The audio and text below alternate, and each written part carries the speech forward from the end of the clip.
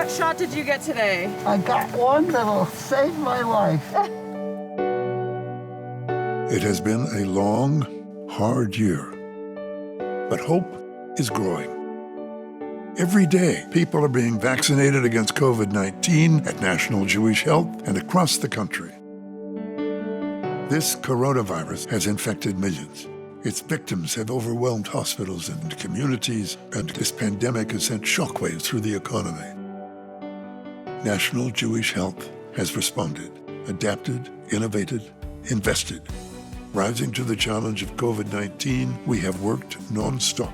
We've developed and performed multiple molecular and antibody tests for 5 states, saw COVID-19 patients in our acute respiratory clinic, cared every night for acutely ill patients in 800 intensive care beds that we manage in Colorado and 5 western states. We sent critical care physicians when New York's Mount Sinai hospitals and USC's Keck Hospital in Los Angeles needed help. We've conducted research to clarify our understanding of SARS-CoV-2 and how best to treat COVID-19. Since the start of the pandemic, we have participated in over 9 clinical trials. And so we're exploring a therapeutic now that can actually prevent or target the scarring in the lungs. We've made significant progress in treating COVID, and I think it's primarily through the clinical trials that we've done that. In the laboratory, our scientists are studying just how the immune system recognizes the virus and how it's able to defeat the virus, and why sometimes its response is so fierce that it makes the patient worse. While all the while, we're keeping a close eye on the viral variants that are emerging here and around the world. So you have this race between the vaccines and the virus. The virus is busy mutating to try and avoid the vaccines. Well, this is Darwinian evolution right in front of your eyes. I think the vaccines so far will cope pretty well with the variants that have shown up so far. Right at the start of the COVID-19 pandemic, we launched antibody and PCR-based testing for SARS-CoV-2. We're developing a PCR-based assay that can monitor these variants inexpensively as they spread through the community. Even after patients have fought off the infection, debilitating symptoms can linger for months, perhaps even longer. There are millions of people getting infected with COVID in the United States, and we expect millions to have consequences of that infection long term. 29-year-old Sarah Hutcherson suffered a relatively mild case of COVID-19. 7 months later, the former college athlete considers it an accomplishment to walk to the mailbox. My husband has to do everything, so he makes dinner, he's doing the chores, and I just can't do that. I work for a couple hours at most, then I have to take a nap. But I'm frustrated because I'm 29 and I can't work a full day. Often at night, for no apparent reason, her heart starts racing. It's just unsettling because you're like, what's happening? I'm just lying here, right? There shouldn't be anything, and it just comes out of the blue. Ramiro Estrada was working at a nursing home when he contracted COVID-19 so severely that he required mechanical ventilation and an induced coma. This virus changed my life.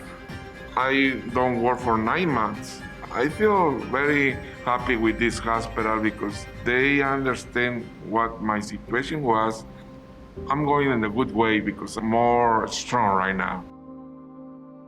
In March 2020, Tara Ann was one of the first people in Los Angeles to be diagnosed with COVID-19. Almost a year later, she still suffers debilitating symptoms. I came out here to Colorado to get treatment at National Jewish. I'm still dealing with long-term effects of it.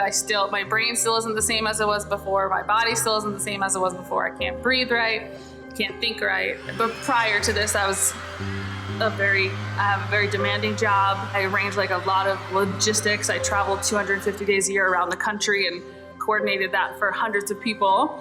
And now I'm cannot draw a cube.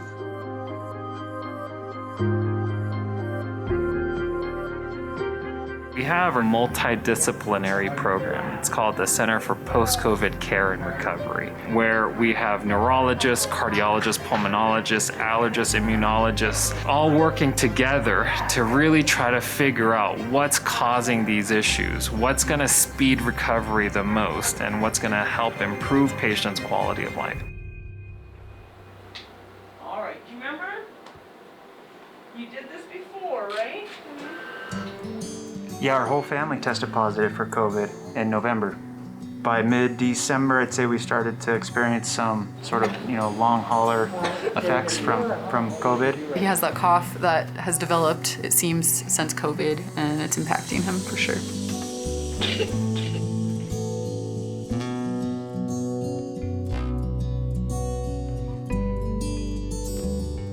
This program has been seriously phenomenal. Yeah, they've been able to take a complex set of information and really drill down and look at it from every angle and try to make some conclusions. What we've gone through in 2 days would have taken us probably 15 different appointments somewhere else, spread out over like 3 months, and to have it all put into 2 days has just been wonderful.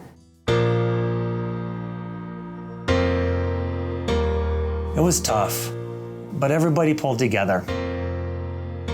We were stretched to the breaking point, but we didn't snap. I've been waiting on this vaccines for quite some time, and I'm just here to get my part and to do my part. I literally am thrilled. I doubt I'd still be here today if I hadn't came up here, and thank you, National Jewish Health.